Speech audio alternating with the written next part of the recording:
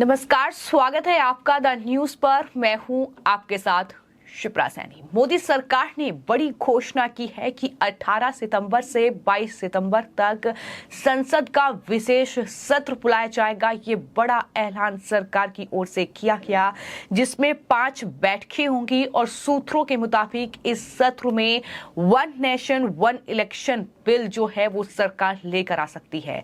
और जैसे ही ये खबर सामने आई, विपक्ष में खलबली मच गई। जाहिर तौर पर विपक्षी दलों के नेताओं की बौखलाहट लगातार देखने को मिल रही है, फिर चाहे वो कांग्रेस पार्टी के नेता राहुल गांधी हो या फिर अधीर रंजन चौधरी। इसके अलावा आम आदमी पार्टी के नेता संजय सिंह से लेकर सौरभ भारद्वाज और असदुद्दीन ओवैसी तक इस बिल को लेकर जिसकी चर्चा लगातार हो रही है। और साथ ही संसद का जो विशेष सत्र सरकार की ओर से बुलाया गया है, उसको लेकर कहीं न कहीं बौखलाहट जो है वो देखने को मिल रही है। जहां राहुल गांधी का बयान सामने आ चुका है। उनका ये कहना है कि दरअसल थोड़ी घबराहट का ये सूचक है जो सरकार का फैसला है। उन्होंने ये भी कहा कि उसी तरह की घबराहट जैसी घबराहट तब हुई थी जब मैंने संसद भवन में भाषण दिया था और घबराहट की वजह से अचानक उन्हें मेरी संसद सदस्यता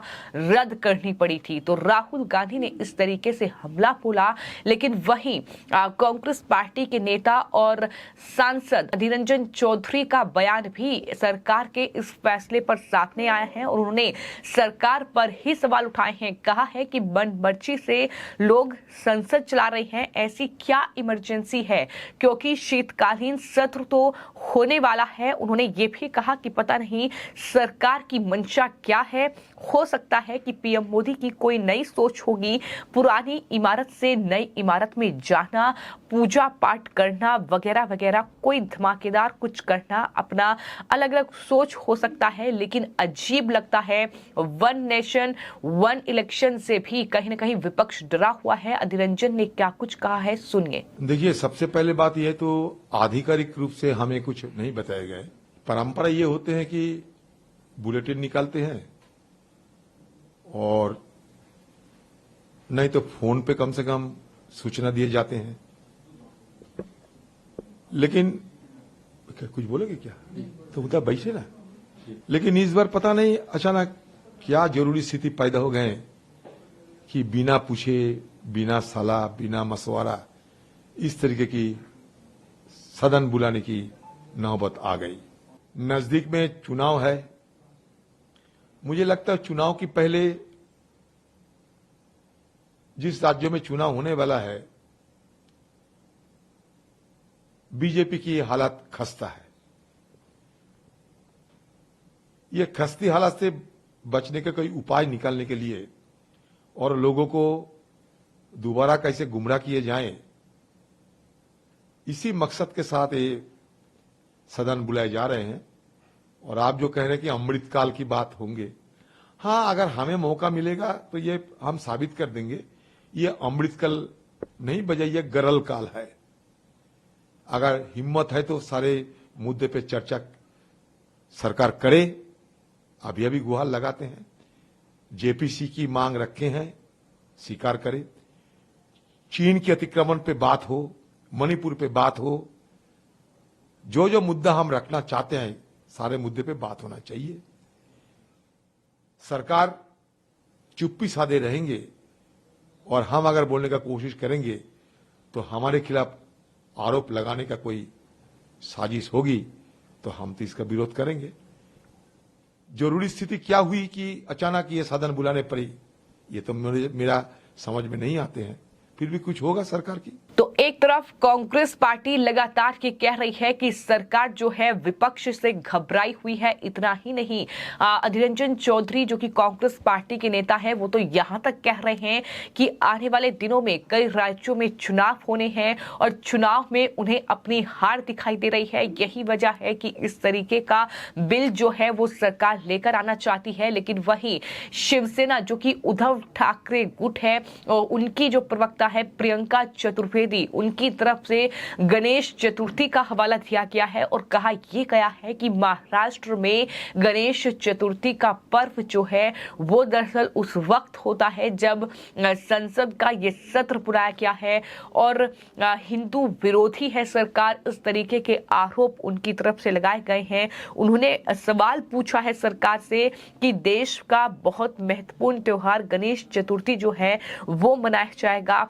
और हिंदू विरोधी कृत्य सरकार कर रही है। क्या कुछ प्रियंका चतुर्वेदी ने कहा है, सुनिए। देखिए, जिस तरीके से चोरी चोरी छुपके छुपके प्रहलाद जोशी जी ने ये निर्णय लेकर ट्वीट किया है कि सितंबर 18 से लेकर 22 तक एक स्पेशल सेशन होगा जिसमें राज्यसभा और लोकसभा के सारे एमपीज को बुलाया गया है।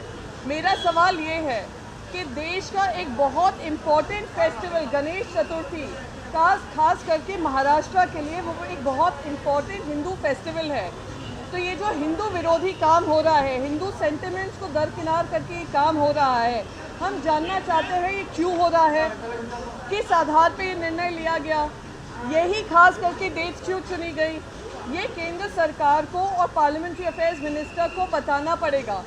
क्या यही इनकी हिंदुत्ववादी सोच है कि जो एक इतना बड़ा त्यौहार जो दिवाली की तरह बनाया जाता है देश के कोने कोने में, क्या विदेशों में भी बनाया जाता है, और आप उस समय पे सेशन बुलवा रहे हैं, तो ये किस आधार पे बुलवाया जा रहा है, ये हमारा सवाल है। क्योंकि मैंने इस पर ट्वीट किया था तो मुझसे सारे सवाल किए गए थे, मैंने सोचा कि आप लोग के समक्ष आकर मैं ये बात पूछूं, हम अपने केंद्र सरकार से पूछें कि अब जब विंटर सेशन होने वाला है तो उस बीच में ये स्पेशल सेशन करने की क्या ज़रूरत है, और ख़ास करके उन दिनों में जब ये त्यौहार का माहौल है, त्यौहार की छुट्टी बनाई जाती है। जब बिहार असेंबली में दिवाली छुट्टी कम कर दी थी उसका बहुत बड़ा हंगामा बीजेपी ने किया था। अब वही बीजेपी एंटी हिंदू काम कर स्पेशल सेशन बुलाकर जो कर रही है वो बहुत दुर्भाग्यपूर्ण है। तो वहीं आपको ये बता दें कि एक तरफ कांग्रेस और साथ ही उद्धव ठाकरे की पार्टी है, इसके अलावा आम आदमी पार्टी भी बौखलाई हुई है, तो वहीं असदुद्दीन ओवैसी भी पीछे नहीं है। उन्होंने ये कहा है कि दरअसल वन नेशन वन इलेक्शन जो है वो संविधान के खिलाफ है, यानी उनकी बौखलाहट भी साफ तौर पर देखने को मिली। उन्होंने कई सवाल जो है सरकार से पूछ लिए। उन्होंने ये भी कहा कि अगर विशेष सत्र जो है 18 सितंबर से 22 सितंबर तक बुलाया जा रहा है तो उसमें जो है नीरज चोपड़ा को सम्मानित करना चाहिए, उसमें इसरो के वैज्ञानिकों का सम्मान होना चाहिए। तमाम बातें उनकी तरफ से कही गई, लेकिन वन नेशन वन इलेक्शन पर संविधान के खिलाफ है ये ओवैसी कहते नजर आए। देखिए, स्पेशल सेशन तो सरकार बुला रही है और बिल्कुल ही कम वक्त दिया गया है, मगर हम शुरू से ही डिमांड कर रहे थे कि स्पेशल सेशन बुलाया जाए, क्योंकि चीन हमारी भारत की 2000 स्क्वायर किलोमीटर पर कब्जा करके बैठा है और चीन डेप्सांग डेमचौक को छोड़ नहीं रहा है। चीन हमको पेट्रोलिंग राइट्स नहीं दे रहा है गोगरा में, हॉट स्प्रिंग्स में, पोंगसोंगसू लेक में। जब स्पेशल सेशन बुला रहे हैं तो उम्मीद करते हैं कि भारत के प्रधानमंत्री चीन के ऊपर डिस्कशन को अलाउ करेंगे।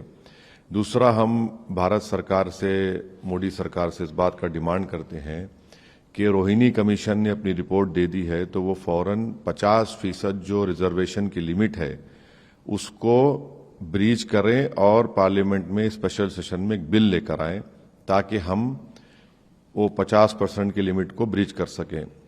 तीसरा, हम इस बात का डिमांड करते हैं कि इसरो के साइंटिस्ट को और नीरज चोपड़ा को पार्लियामेंट में बुलाकर उनको ऑनर किया जाए। ये बड़ा अच्छा मुस्बित पैगाम जाएगा। और चौथी बात यह है कि जो मीडिया में ये सवाल उठ रहा है कि क्या वन नेशन वन इलेक्शन होगा, ये नहीं हो सकता है। ये भारत के संविधान के खिलाफ होगा, क्योंकि फेडरलिज्म भारत के संविधान के बेसिक स्ट्रक्चर का हिस्सा है। और दूसरी बात यह है कि बीजेपी के पास राज्यसभा मेजॉरिटी नहीं है। तीसरी बात उसमें यह निकलेगी कि बहुत से अपोजिशन रूल्ड स्टेट्स हैं जो इस बात को कबूल नहीं करेंगे, क्योंकि कर्नाटक में हालिया इलेक्शन हुआ, क्यों दूसरे स्टेट्स करेंगे। तो वन नेशन वन इलेक्शन मेरे लगता है कि अनकॉन्स्टिट्यूशनल होगा, फेडरलिज्म के खिलाफ होगा, वो बेसिक स्ट्रक्चर का हिस्सा है।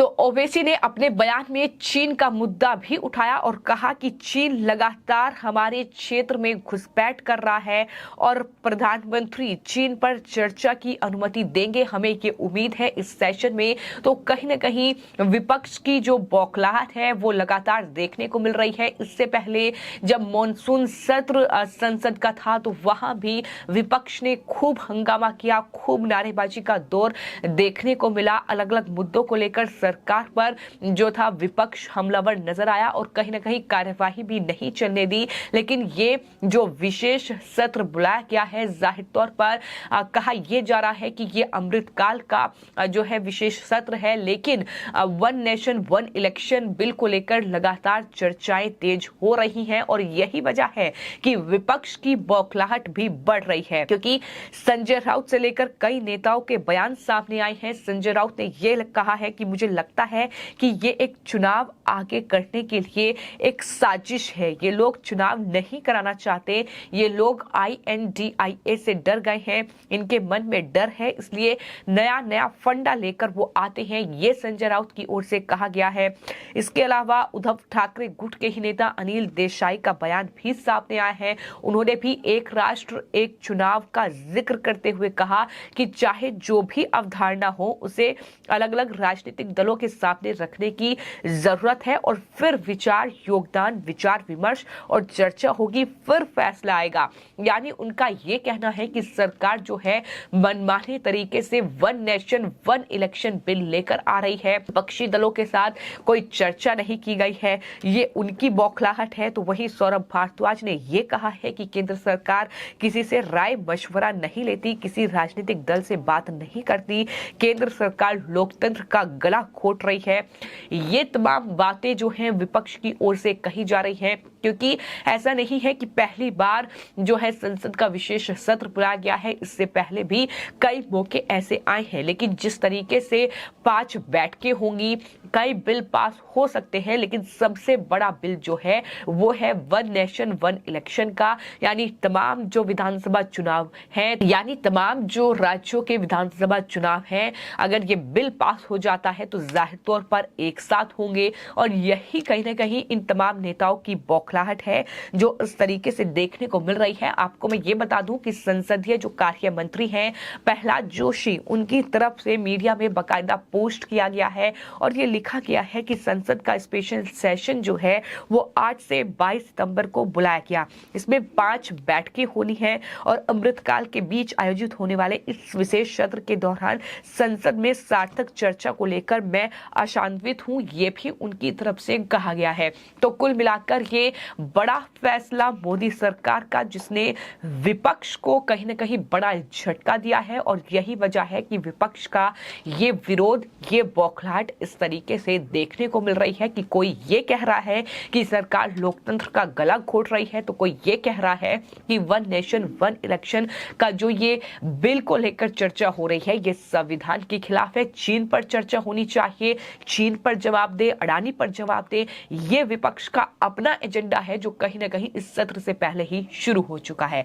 फिलहाल आपकी इस पूरे मामले पर क्या राय है हमें कमेंट बॉक्स में जरूर लिखें और चैनल को सब्सक्राइब करें। धन्यवाद।